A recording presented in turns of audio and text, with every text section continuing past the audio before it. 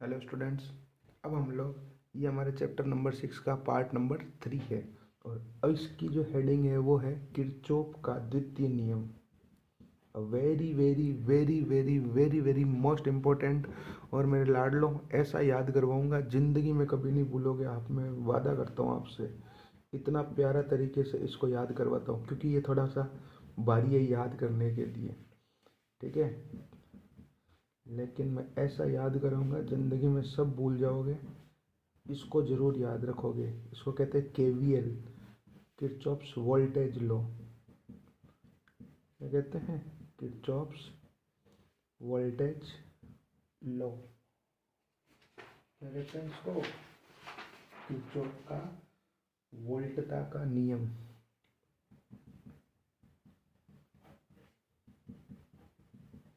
या इसी का एक नाम और है लूप का नियम, या पाश नियम भी कहते हैं इसको। ठीक है, लूप लॉ।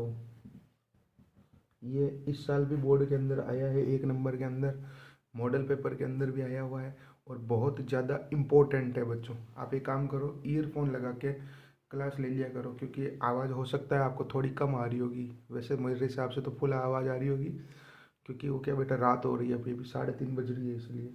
ठीक है, अब मैं आपके लिए अनलिमिटेड मेहनत करके अगले 1 डेढ़ महीने में आपको रेल बना दूंगा, रेल एकदम। इसको चलो सबसे पहले तो मैं आपको याद करवाता हूँ। इसके अंदर आपको पता चल गया होगा लूप का नियम है, लूप लो। तो लूप कहते हैं किसको है वही बताओ। अभी मैंने बताया था, जिसके अंदर सेल होते हैं, बैटरियाँ होती है, प्रतिरोध होते हैं। तो कोई ज़रूरी थोड़ी है कि एक ही सेल होगा, एक ही बैटरी होगी। बहुत सारी सेल होंगे, बहुत सारे प्रतिरोध होंगे। उन प्रतिरोधों उन सेलों के भी इंटरनल रेजिस्टेंस भी होंगे, आंतरिक प्रतिरोध भी होंगे। ये बनाना नहीं हो, ये रफ पेज है, ये वाला रफ समझाने के लिए। ठीक है, तो देखना इधर। तो इसके अंदर ये होता है कि समेसन v बराबर 0। तो किसी भी लूप में वोल्टता का बीजगणितीय योग शून्य होता है। The algebraic sum of total voltage is equal to 0। लेकिन किसके अंदर? लूप के अंदर। और लूप किससे बनता है? प्रतिरोधों से और सेलों से मिलकर बना होता है। तो इसका एग्जैक्ट जो स्टेटमेंट हो गया वो ये हो गया कि विद्युत परिपथ में सेलों और प्रतिरोधकों से युक्त बंद लूप में वोल्टता का बीजगणितीय योग शून्य होता है। In any electric circuit, in any loop consisting of cells and resistance, the total algebraic sum of voltage is equal to 0। अब उसके बाद में एक कथन और लिखना है आपको। सबको पता है v बराबर आई आर होता है ओम के नियम से। Is equal to v। v की जगह हम लोग यहाँ सिंबल यूज कर रहे हैं e। e होता है ईएमएफ, इलेक्ट्रोमोटिव फोर्स, विद्युत वाहक बल। e का मतलब होता है विद्युत वाहक बल, इलेक्ट्रोमोटिव फोर्स। तो यहाँ पर ये ध्यान रखना है कि विद्युत वाहक बल किसका होगा? सेल का होगा। और ये किसके लिए होगा? प्रतिरोध के लिए होगा। इसमें क्या है कि 3 स्टेटमेंट चलते हैं बच्चों, 3 कथन लिखने हैं आपको इसके अंदर। ठीक है, द्वितीय नियम के अंदर पहला तो ये हो गया कि किसी विद्युत परिपथ में प्रतिरोधकों और सेलों से युक्त बंद लूप में वोल्टता का बीजगणितीय योग शून्य होता है। ये वेरी मोस्ट इंपॉर्टेंट है, इस वीडियो को तो 10 बार देख लियो आप लोग। ठीक है, in the algebraic sum of total voltage is equal to 0 in any loop consisting of cells and resistances in electric circuit. ठीक है, अब मेरी बात ये ध्यान से सुनना। आपने ध्यान दिया होगा पहले स्टेटमेंट के अंदर मैंने सेल और रेजिस्टेंस यानी कि सेल और प्रतिरोध दोनों शब्दों का प्रयोग किया है। ध्यान से सुनना आप, मैं फिर से बोलता हूँ, इस बार आपको पता चलेगा। हाँ, 2 शब्द आए। विद्युत परिपथ में सेलों तथा प्रतिरोधकों से युक्त बंद लूप में वोल्टता का बीजगणितीय योग शून्य होता है। ठीक है, यानी कि the algebraic sum of total voltage या potential difference is equal to 0 in any loop consisting of cells and resistances in electric circuit. दोनों शब्द एक साथ आए हैं। अब दूसरा कथन जो इसका चलेगा बच्चों, वो ये चलेगा कि इस साइड जो मैं बोलूँगा वो तो सिर्फ प्रतिरोध के लिए, रेजिस्टेंस के लिए, और ये जो बोलूँगा वो सिर्फ किसके लिए? सेल के लिए। ध्यान से समझ रहे आप लोग मेरी बात को। अब आई आर भी तो वी होता है। V बराबर आई आर होता है कि नहीं होता है? तो आई आर भी वोल्टता है, वोल्टेज है, लेकिन वो सिर्फ किसका है? प्रतिरोध का है, रेजिस्टेंस का है। और E यानी ईएमएफ है, यानी कि विद्युत वाहक बल है, वो किसका है? सेल का। तो किसी विद्युत परिपथ में प्रतिरोधकों पर वोल्टता का बीजगणितीय योग, इधर देखना आप, इधर फिर से लिखता हूँ, समेसन आई आर बराबर समेसन ई। आई आर का मतलब हो गया वोल्टता, वी बराबर आई आर। समेसन का मतलब हो गया बीजगणितीय योग, एल्जेब्रिक सम। ये है आपका बराबर, ये भी है बीजगणितीय योग, और ई है विद्युत वाहक बल। क्या होता है बताऊंगा अभी आपको, ठीक है। ई है विद्युत वाहक बल, इलेक्ट्रोमोटिव फोर्स। तो ये तो किसके लिए? प्रतिरोध के लिए, रेजिस्टेंस के लिए। ये किसके लिए? सेल के लिए, याद रखना। तो इधर तो बोलेंगे एलएचएस में प्रतिरोध या रेजिस्टेंस, और आरएचएस में बोलेंगे सेल, ठीक है। तो फिर से सुनना, किसी विद्युत परिपथ में, यहाँ से नंबर 1 लगाया मैंने हिंदी मीडियम के लिए, कैसे परिभाषा बनानी है। किसी विद्युत परिपथ में प्रतिरोधकों पर वोल्टता का बीजगणितीय योग उसमें लगे हुए समस्त सेलों के विद्युत वाहक बलों के बीजगणितीय योग के बराबर होता है। आया मजा? ये है सेल, ये प्रतिरोधकों पर वोल्टता का बीजगणितीय योग। प्रतिरोधकों पर वोल्टता हो गई है, ये हो गया बीजगणितीय योग। ये सेलों का विद्युत वाहक बल, उसका बीजगणितीय योग उसके बराबर होता है। अब इसको इंग्लिश में अगर आपको बनाना है स्टेटमेंट, तो नंबर कैसे लगाएंगे? In an electric circuit the algebraic sum of, number 1 यहाँ से लगेगी इस पे, the algebraic sum of total voltage across resistance is equal to algebraic sum of EMF of all cells connected in that circuit। फिर से बोलता हूँ, the algebraic sum of voltage across resistances is equal to algebraic sum of EMF of all cells। ये हो गया दूसरा कथन। कहने का मतलब दूसरे कथन में मैंने LHS में तो प्रतिरोध रेजिस्टेंस बोला और RHS में सेल बोला है, लेकिन पहले कथन के अंदर आपने देखा होगा दोनों शब्द एक साथ आए हैं, ठीक है। अब तीसरा कथन आपको मैं एसपी वाली बुक से याद करा रहा हूँ, और इसको अगर आपको याद ना हो तो आप जो बोलो मैं करने के लिए तैयार हूँ बच्चों। ऐसी याद करवाऊंगा, आप जिंदगी में नहीं भूल सकते यार, कह रहा हूँ ना, जिंदगी में नहीं भूल सकते। आपका मन करेगा कि सर अभी आपको फ़ोन करके हाथों हाथ थैंक यू बोले कि क्या परिभाषा याद करवाई है। तीसरी परिभाषा ये है बीजगणितीय योग, सबको पता है, एल्जेब्रिक सम। आई है विद्युत धारा यानी इलेक्ट्रिक करंट। ये रफ पेज चल रहा हो, फेयर में नहीं चल रहा, ये रफ वाला पेज है। ये डॉट का मतलब हो गया गुणनफल, ऐसा लिखना नहीं हो, ये सिर्फ याद करने के लिए है, मल्टीप्लिकेशन, या इसको बोलते हैं प्रोडक्ट। पहले आप इसको समझ लेना, फिर अपनी बोर्ड वाली किताब और एसपी वाली बुक पढ़ना, आपको मज़ा आ जाएगा कि वाह गुरु क्या याद करवाया है। ये है बराबर यानी इक्वल। ये फिर से एल्जेब्रिक सम हो गया, बीजगणितीय योग, और ई का मतलब हो गया विद्युत वाहक बल। और ये विद्युत वाहक बल किसका है? समस्त सेलों का। और यानी कि ईएमएफ ऑफ ऑल सेल्स। एक रह गया ये आर। आर का मतलब होता है प्रतिरोध, रेजिस्टेंस। इसको मैं कह सकता हूँ संगत प्रतिरोध। संगत प्रतिरोध मतलब जैसे पहला है उसके साथ वाला, दूसरा है उसके साथ वाला। अब आप मज़े देखना बच्चों, यहाँ पे मैं स्क्रीन जूम आउट करता हूँ और ये असली मज़ा आने वाला है। पहले हिंदी के अंदर भगवान का नाम लेके ऐसी याद करवाता हूँ, देखना हो कि विद्युत परिपथ में किसी बंद लूप या पास में प्रवाहित विद्युत धारा, इसको प्रवाहित विद्युत धारा कर दो, ऐसा करो, तथा उसके संगत प्रतिरोध के गुणनफल का बीजगणितीय योग समस्त सेलों के विद्युत वाहक बल के बीजगणितीय योग के बराबर होता है। बेटा एसपी वाली किताब खोल के देख लो, एक शब्द भी आगे पीछे नहीं है। इंग्लिश मीडियम के अंदर इसका क्या मजा लेना है? I dot R is equal to summation E in electric circuit, in electric circuit in any closed loop the product of flowing current and respective resistance, sorry यहाँ से शुरू होगा, द एल्जेब्रिक सम ऑफ, एक बार English में वापस बना लेते, रुको।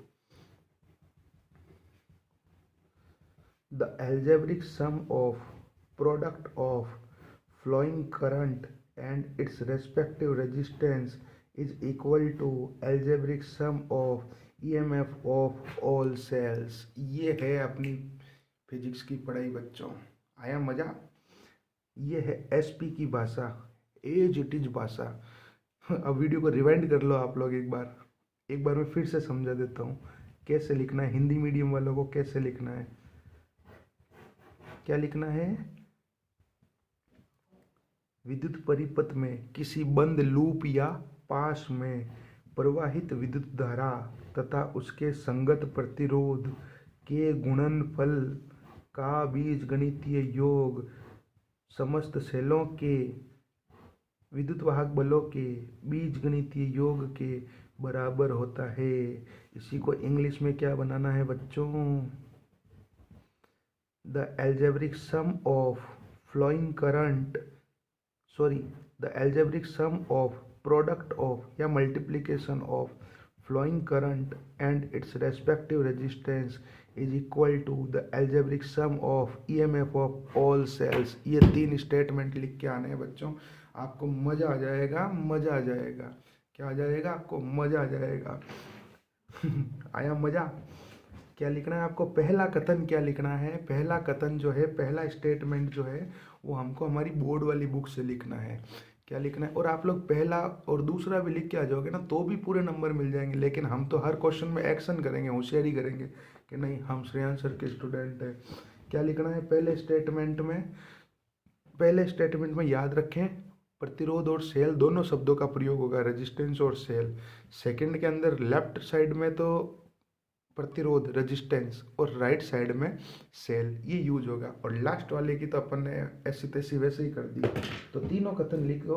तो पहला कथन क्या हो जाएगा, विद्युत परिपथ में किसी बंद लूप में वोल्टता का बीजगणितीय योग शून्य होता है। लेकिन आपको दोनों शब्द यूज करने पड़ेंगे। तो सही कथन क्या हो जाएगा, विद्युत परिपथ में सेलों और प्रतिरोधकों से युक्त बंद पाश या लूप में वोल्टता का बीजगणितीय योग शून्य होता है।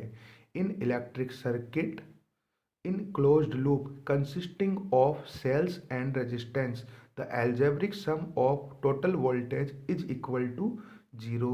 फिर दूसरा कथन ये वाला, दूसरा कथन के अंदर ये लिखना है, विद्युत परिपथ में किसी बंद लूप में प्रतिरोधकों पर वोल्टता का बीजगणितीय योग उस परिपथ में लगे हुए समस्त सेलों के विद्युत वाहक बलों के बीजगणितीय योग के बराबर होता है। In electric circuit in closed loop the algebraic sum of voltage across resistances is equal to algebraic sum of EMF of all cells. ये लिखना है सेकंड स्टेटमेंट। और थर्ड की तो अपन ने ऐसी तैसी कर रखी है कि विद्युत परिपथ में किसी बंद लूप में प्रवाहित विद्युत धारा और उसके संगत प्रतिरोध के गुणनफल का बीजगणितीय योग उस परिपथ में लगे हुए समस्त सेलों के विद्युत वाहक बलों के बीजगणितीय योग के बराबर होता है। बोलो बाके बिहारी लाल की जय। आया मजा। क्या लिखना है इंग्लिश के अंदर, इंग्लिश वाला कहाँ चला गया रही, the algebraic sum of product of flowing current and its respective resistance is equal to the algebraic sum of EMF of all cells connected in that particular circuit। ये है बेटा इसका स्टेटमेंट, ठीक है। चलिए, और मैं कोई बुक देख कर नहीं बोल रहा हूँ, बुक नहीं है मेरे पास में। आप लोगों को मैं थोड़ा मेरे इधर का ओवरव्यू दिखा देता हूँ। ये देखो, ये अपने ये नोट्स पड़े हैं। हिंदी वाली बुक जरूर है, एस पे कुछ नहीं है। ये मार्कर की थैली पड़ी है, ठीक है। इधर टीवी चल रही है 0 पे आवाज़ करके। ये देखो रात को 9 ब्रेक मूवी आती है, आवाज़ 0 पे चल रही है ताकि मेरा भी मन लगता रहे, मुझे लगे नहीं कि मैं अकेला जग रहा हूँ। ठीक है। आप लोगों के लिए अगर मैंने 17 रात एक एक रात छोड़ के अगर जग ली ना तो आपकी आने वाली कई रातें सुधर जाएगी बच्चों, ये मेरा वादा है। लेकिन अगर मैं मेहनत कर रहा हूँ तो तुमको भी मेहनत करनी है, ये ध्यान रखना आपको, ठीक है। अब मैं अल्टरनेट एक रात छोड़ के एक रात आप लोगों के लिए पूरी रात जग के और 5-5 7-7 वीडियो बनू के और आपको रेल बना दूंगा। क्या बना दूंगा? रेल। तो किरचॉफ का द्वितीय नियम, किरचॉफ सेकंड लॉ, ठीक है, क्या है बेटा इसके अंदर? इसका गणितीय रूप क्या है? मैथमेटिकल फॉर्म समेशन v बराबर 0 और समेशन आई डॉट आर बराबर समेशन ई, दोनों गणितीय रूप है, मैथमेटिकल फॉर्म है। तो पहले मैं इसको लिख लेता हूँ। क्या लिखना है आपको कि विद्युत परिपथ में सेलों तथा प्रतिरोधकों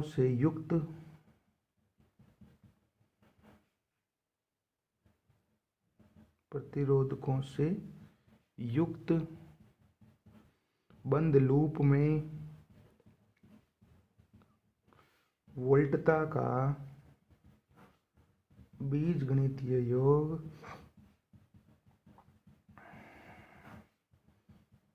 शून्य होता है। आप इतनी ये लाइन लिखे आओगे ना तो भी पूरे नंबर मिलेंगे, लेकिन आपको पता है हम तो पूरा छापेंगे। द एल्जेब्रिक सम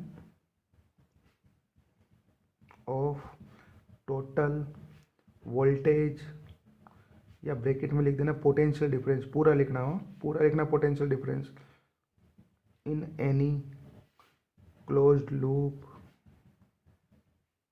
चलो पहले थोड़ा सिंपल कर देते हैं। Is equal to 0 in any closed loop consisting of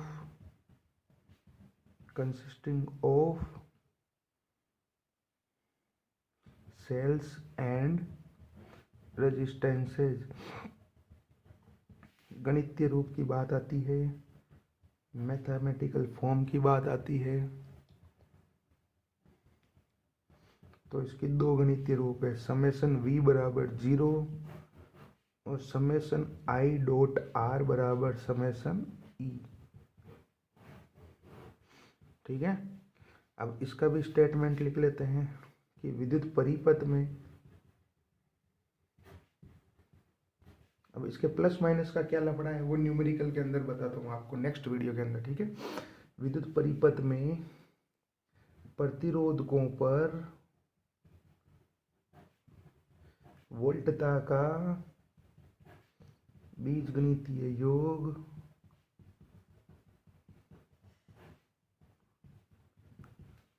सेलों के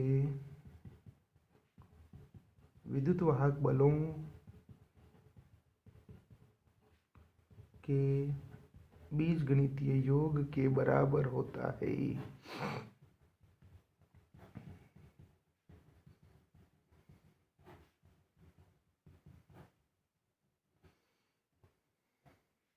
In electric circuit,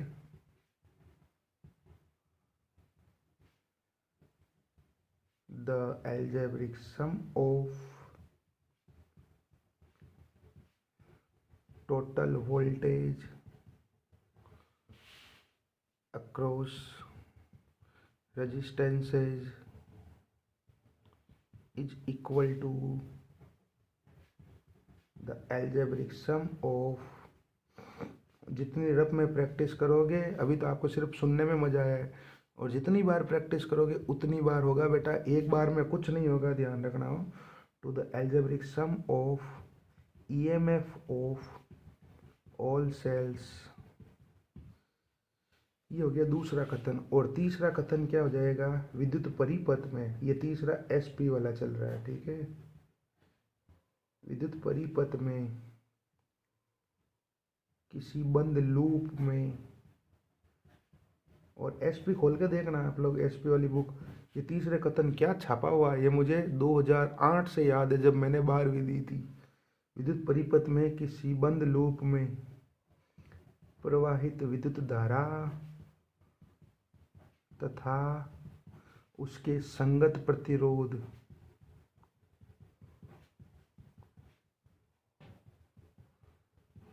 के गुणनफल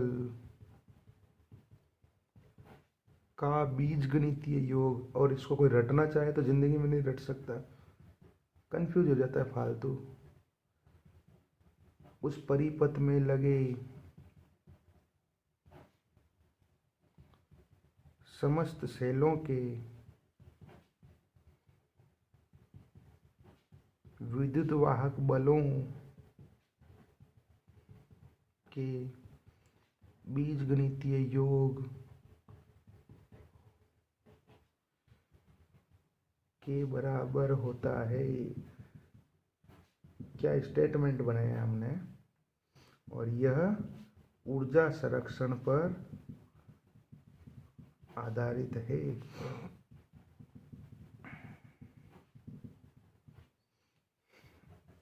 इन electric circuit in closed loop, the algebraic sum of product of flowing current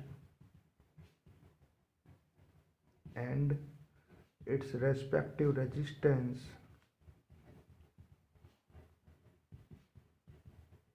is equal to the algebraic sum of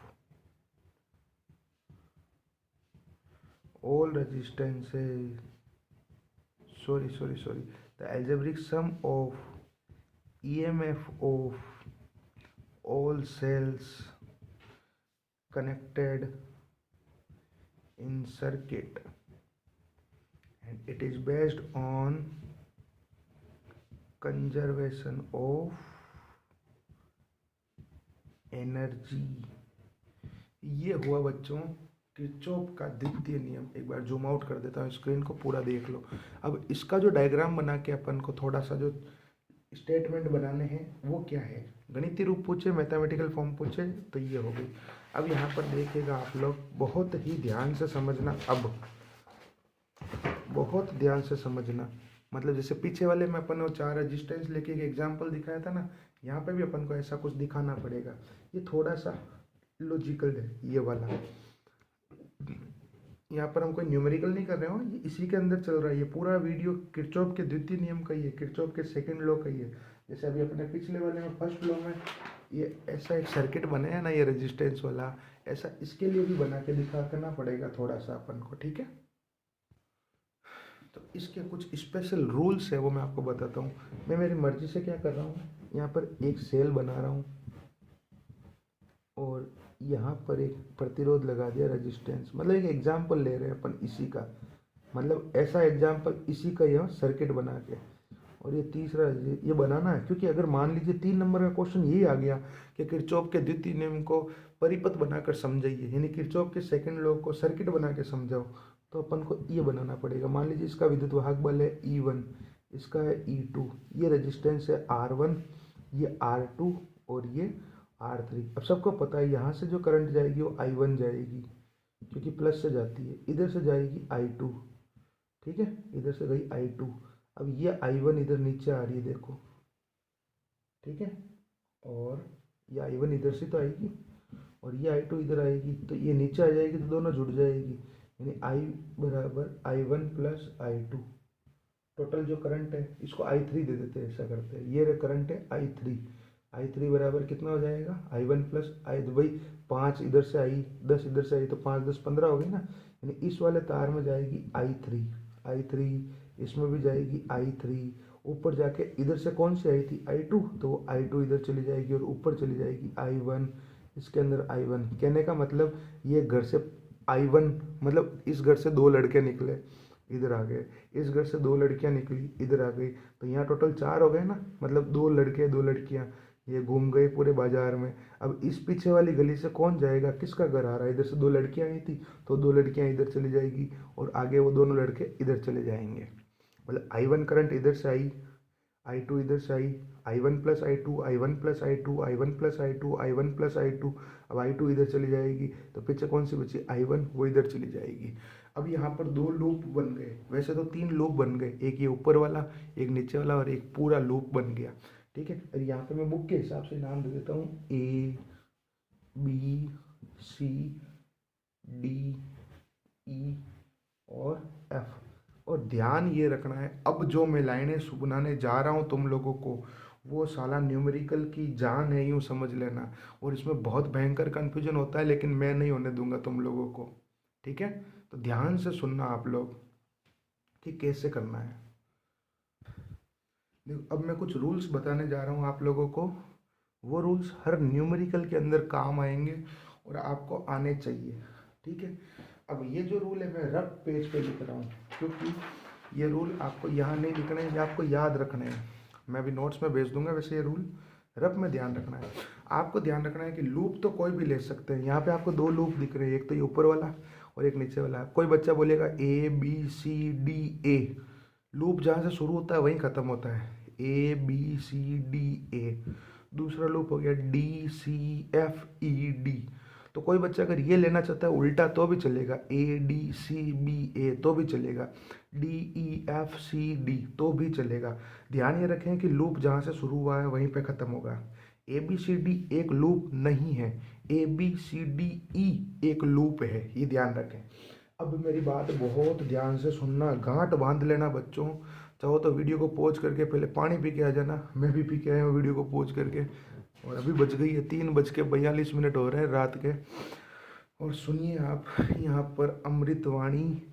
अगर मैं loop के अंदर, बहुत ध्यान से सुनना पहला पॉइंट, अगर मैं लूप के अंदर ऐसे जा रहा हूँ, मान लीजिए ऐसे जा रहा हूँ, ध्यान से सुनना नहीं तो समझ में नहीं आएगा और इस पर न्यूमेरिकल छपेगा। ठीक है, तो अगर मैं ऐसे जा रहा हूँ सेल के लिए, से पहले मैं बात कर देता हूँ सेल के लिए, फिर बात करूँगा प्रतिरोध के लिए। अगर मैं लूप में ऐसे जा रहा हूँ तो यहाँ पर सेल में पहला टर्मिनल कौन सा आ रहा है, प्लस आ रहा है या माइनस आ रहा है। अगर मैं लेफ्ट से राइट में जा रहा हूँ तो पहले सेल का टर्मिनल प्लस आ रहा है, तो मान लीजिए यहाँ E1 लिखा हुआ है, मान लो, तो ये E1 जो है वो प्लस का लिया जाएगा, क्योंकि पहले टर्मिनल कौन सा आ रहा है, प्लस का आ रहा है। अब मान लीजिए मैं किसी सर्किट के अंदर लूप में ऐसे चल रहा हूँ, ठीक है, और यहाँ E2 लिखा हुआ है मान लो, तो यहाँ पर E2 माइनस का लिया जाएगा। क्यों? क्योंकि अगर मैं इधर से इधर जा रहा हूँ तो पहले टर्मिनल कौन सा आ रहा है, माइनस आ रहा है। तो ये तो हुई बात सेल की। ठीक है, सेल में E1 और E2 में प्लस माइनस कैसे लगाते हैं वो आपको पता चल गया। मान लीजिए जैसे कि ये लूप है ये वाला, अगर मैं ए से बी की तरफ जा रहा हूँ, मान लो मैंने लूप ये वाला लिया, ABCDA ये वाला, तो मैं ए से बी की तरफ ही तो जाऊँगा। तो अब मैं जाऊँगा ए से बी की तरफ, तो E1 प्लस का लिया जाएगा या माइनस का लिया जाएगा, प्लस का लिया जाएगा, क्योंकि ए से बी में जाने पे पहला डंडा कौन सा आ रहा है, प्लस का आ रहा है, बड़ा वाला। ठीक है, और मान लीजिए किसी बच्चे ने लूप उल्टा लगा दिया, ADCBA, तो भी उसका आंसर आएगा और राइट आएगा। तो उसमें मान लीजिए उल्टा जा रहा है तो वो ऐसे जाएगा ना, B से A, तो उसको E1 माइनस का लेना पड़ेगा, क्योंकि इधर से इधर जा रहा है ना, तो पहले टर्मिनल कौन सा आ रहा है, माइनस का आ रहा है। अब कोई बच्चा मान लो D से C जा रहा है लूप में, D से C जा रहा है, तो E2 प्लस का लिया जाएगा, क्योंकि इधर जा रहा है तो पहले प्लस आ रहा है इसलिए। और अगर कोई बच्चा लूप में C से D जा रहा है तो माइनस लिया जाएगा E2 का। क्यों? क्योंकि पहले माइनस आ रहा है, मतलब जो डंडा पहले आ रहा है वो लिया जाएगा। ये तो हो गई सेल की बात। फिर प्रतिरोध की बात, रजिस्टेंस की बात। रजिस्टेंस में ध्यान रखना है आपको कि अगर करंट इधर फ्लो हो रही है, देखो ये डायरेक्शन इधर लगी हुई करंट की, विद्युत धारा की, और आप भी इधर ही जा रहे हैं, मैं भी इधर ही जा रहा हूँ, यानी कि विद्युत धारा की दिशा में जा रहे हैं, करंट की डायरेक्शन में, तो प्लस लगेगा। ठीक है, और अगर अपन जैसे कि करंट इधर, ये रेजिस्टेंस है R, करंट इधर फ्लो हो रही है I, और मैं इधर आ रहा हूँ लूप में, तो मैं विद्युत धारा की विपरीत दिशा में आ रहा हूँ कि नहीं आ रहा हूँ, करंट तो इधर फ्लो हो रही है और मैं इधर आ रहा हूँ मान लो, तो माइनस लिया जाएगा यहाँ पर। और तीसरा पॉइंट ये याद रखना है कि जो सेल है E1 और E2 जब लिखेंगे तो धारा का, इलेक्ट्रिक करंट का गुणा नहीं करना है। क्यों नहीं करना है? क्योंकि ई में तो अपन गुणा थोड़ी ना करते हैं, सेल में तो ऑलरेडी धारा है, लेकिन प्रतिरोध के साथ में, यहाँ पे रेजिस्टेंस के साथ में करंट का मल्टीप्लाई हो रहा है। देखो यहाँ पे आई के साथ आर का, ई के साथ नहीं हो रहा है।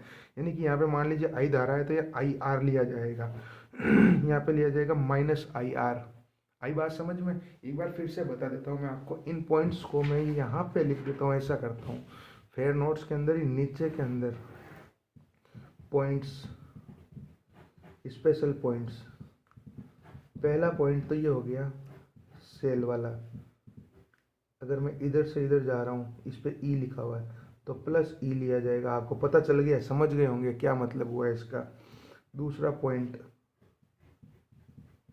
कि अगर मैं इधर जा रहा हूँ तो माइनस ई लिया जाएगा। आप समझ गए ना, ई का मतलब इलेक्ट्रोमोटिव फोर्स, विद्युत वाहक बल, क्योंकि पहले डंडा जो आ रहा है ना वो लिया जाएगा। फिर तीसरा, ये आर और ये करंट आई फ्लो हो रही है, मैं इधर जा रहा हूँ तो मैं तो धारा की दिशा में तो जा रहा हूँ, धारा भी इधर ही जा रही है, करंट भी इधर ही फ्लो हो रही है, मैं भी इधर ही जा रहा हूँ। तो आई के साथ आर लिया जाएगा और वो प्लस का लिया जाएगा। क्यों? क्योंकि मैं करंट की डायरेक्शन में जा रहा हूँ। और अगर करंट की ऑपोजिट डायरेक्शन में जा रहा हूँ तो मान लीजिए करंट इधर फ्लो हो रही है आई, और मैं इधर जा रहा हूँ, मान लो लूप इधर जा रहा है, ठीक है, तो माइनस आई आर लिया जाएगा।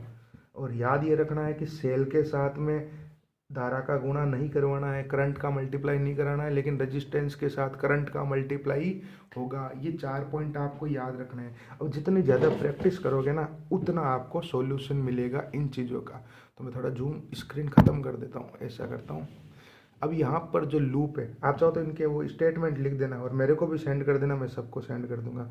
अब यहाँ पे ये लगाता हूँ मैं, ये रूल, लूप पहला लग गया A B C D A में, A B C D A, ठीक है। तो सबसे पहले मैं कहाँ जाऊँगा, ए से बी। तो ए से बी में सिर्फ, और ध्यान ये रखें ये सब लपड़ा किसके साथ करना है, सिर्फ सेलों के साथ और रेजिस्टेंस के साथ, सेल और प्रतिरोध के साथ। अब यहाँ पे कुछ नहीं करना है यहाँ बीच में। तो सबसे पहले ए से बी में जा रहा हूँ तो सेल कौन सा आ गया, ई आ गया। तो E1 मुझे बताइए प्लस का लिया जाएगा या माइनस का लिया जाएगा?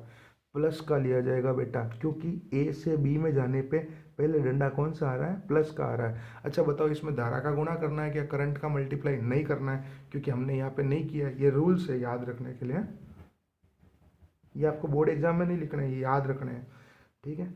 उसके बाद में यहाँ पर बताइए आप, धारा का गुणा होगा कि नहीं होगा, R1 के साथ में होगा। तो R1 में धारा कौन सी फ्लो हो रही है, करंट I1 फ्लो हो रही है। देखो दिख रही बात है, इसमें I1 आ रही है, तो I1 R1। अब बात आती है I1 R1 जो होगा वो प्लस का होगा कि माइनस का होगा? तो आप देखो, आप लूप में किधर से किधर आ रहे हो, ए से बी, तो ए से बी आ रहे हो और करंट बी से ए फ्लो हो रही है, देखो तार में, और अपन ए से बी आ रहे हैं, तो ये माइनस का आएगा बेटा। उसके बाद में आप में लूप में आना है बी से सी। अब बी से सी, तो बी से सी तो कुछ जुड़ा हुआ ही नहीं है, ना तो कोई रेजिस्टेंस है ना कोई सेल है, कोई दिक्कत नहीं है। अब आपको आना है सी से डी, तो सी से लेके डी तक, सी से लेके डी तक। पहले बताइए R2 आ रहा है यहाँ पे, तो R2 के साथ धारा का गुणा होगा कि नहीं होगा, करंट का बिल्कुल होगा।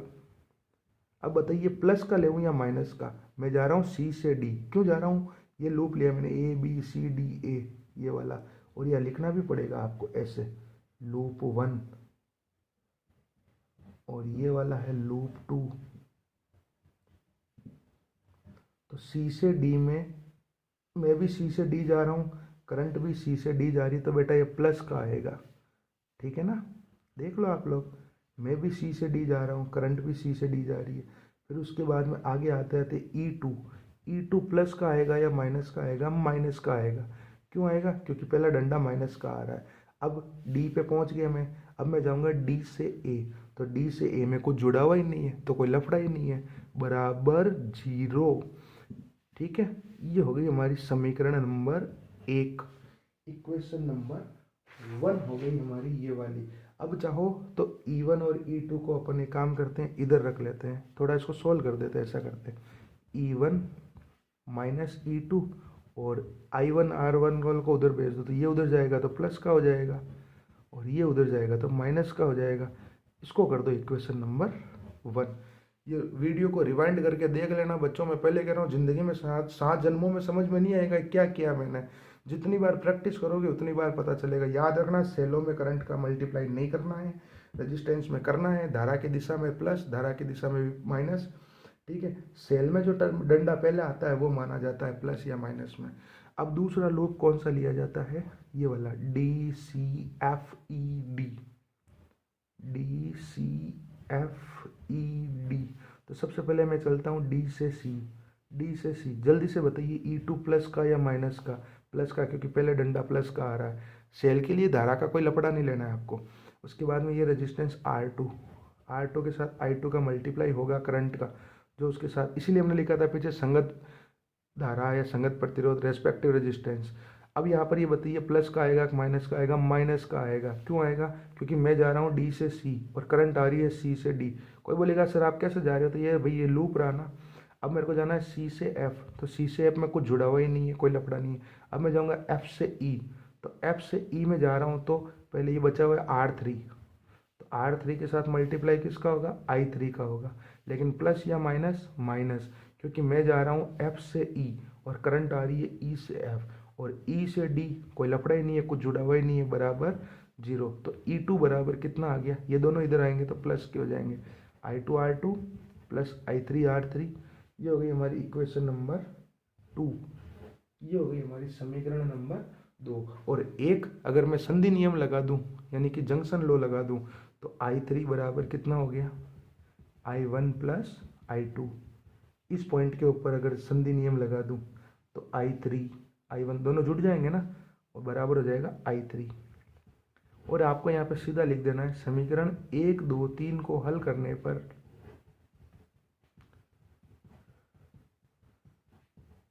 I1 I2 व I3 के मान ज्ञात करते हैं,